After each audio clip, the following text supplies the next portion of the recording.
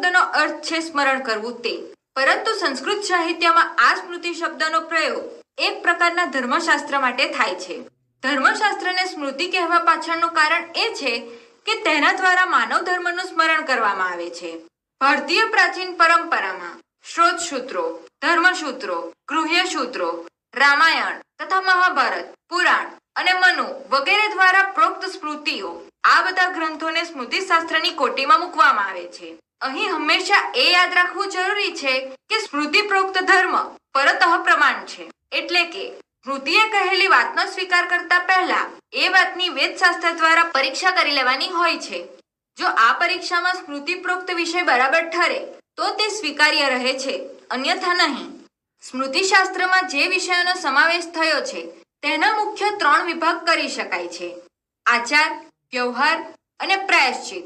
આચારની અંદર મુખ્યત્વે વર્ણાશ્રમ ધર્મોનો, વ્યવહારની અંદર મુખ્યત્વે રાજધર્મનો અને પ્રાયશ્ચિતની અંદર વિવિધ અપરાધો અને પાપોથી મુક્ત થવા માટે અનેક પ્રકારના તપ, વ્રત તથા દાન વગેરે કર્મકાંડનો સમાવેશ થાય છે. પ્રસ્તુત પાઠમાં આચારના વર્ણને પ્રસંગે વિવિધ સ્મૃતિ ગ્રંથોમાં વ્યક્ત થયેલા મૂલ્યવાન વિચારોવાળા 8 પદ્યોનો સંગ્રહ કરવામાં આવ્યો છે. પ્રથમ પદ્યમાં અધર્મનું આચરણ કરનારી વ્યક્તિના જીવનના 4 તબક્કા વર્ણવ્યા છે. બીજા પદ્યમાં સમાજમાં નારીની સ્થિતિ કેવી હોવી જોઈએ તેનું રેખાચિત્ર છે. ત્રીજા પદ્યમાં જ્ઞાનના અર્જનની પ્રક્રિયા સૂચવાયેલી છે. ચોથામાં વિપ્રને માટે અધ્યયનનો તથા પાંચમામાં વિદ્યાની સાથે તપનો મહિમા બતાવ્યો છે. છઠ્ઠું પદ્ય દુરાચારના પરિણામની અને 7મું પદ્ય આચારના પરિણામની રજૂઆત કરે છે. છેલ્લે અને 8મું પદ્ય સુખ અને દુઃખની પરિભાષા આપે છે.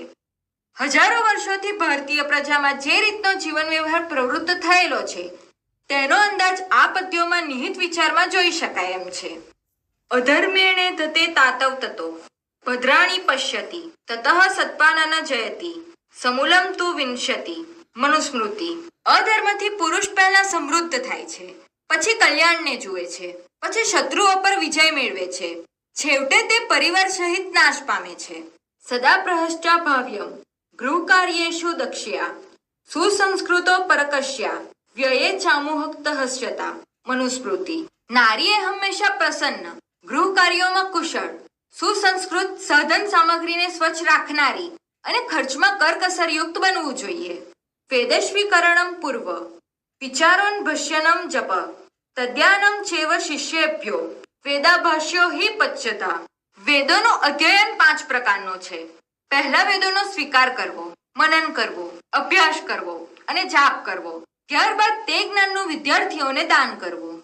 યથા કાષ્ઠમયો હસ્તિ યશ્વ ચર્મમયો મૃગઃ યશ્વો વિપ્રનિધિનાય યત્રસ્તે નામધારકા. વશિષ્ઠ સ્મૃતિ.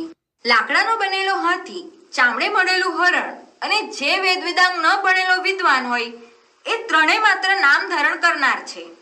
યથાત્મનમ મધુ સંયુક્તમ મધુવાનેન સંયુક્તમ એવં તપશ્ચ વિદ્યા ચ સંયુક્ત ભેજનમ મહત. વશિષ્ઠ સ્મૃતિ. જેમ મધથી યુક્ત અન્ન કે અન્નથી યુક્ત મધ હોય છે એમ વિદ્યા વડે જોડાયેલું તપ મહાન ઔષધ છે.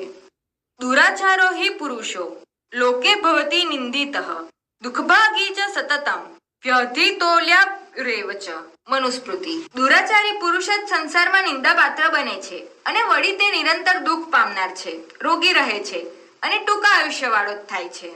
આચારત લક્ષ્યેરાયુ આચારદ ઈપ્સિતા પ્રજા આચારત ધનમધ્યમ આચારો હંત્ય લક્ષણમ. મનુસ્મૃતિ. સદાચારથી મનુષ્ય આયુષ્ય મેળવે છે, સદાચારથી ઈચ્છેલા સંતાનોની પ્રાપ્તિ થાય છે, સદાચારથી અખૂટ ધન મળે છે અને સદાચાર અપલક્ષણનો નાશ કરે છે.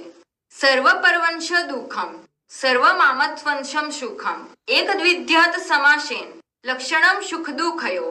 મનુસ્મૃતિ. પારકાને વશ હોય તે સઘળું કાર્ય દુઃખરૂપ છે અને પોતાને વશ હોય એવું સર્વ કાર્ય સુખરૂપ છે. સુખ અને દુઃખના આ લક્ષણ સંક્ષેપમાં જાણવા જોઈએ.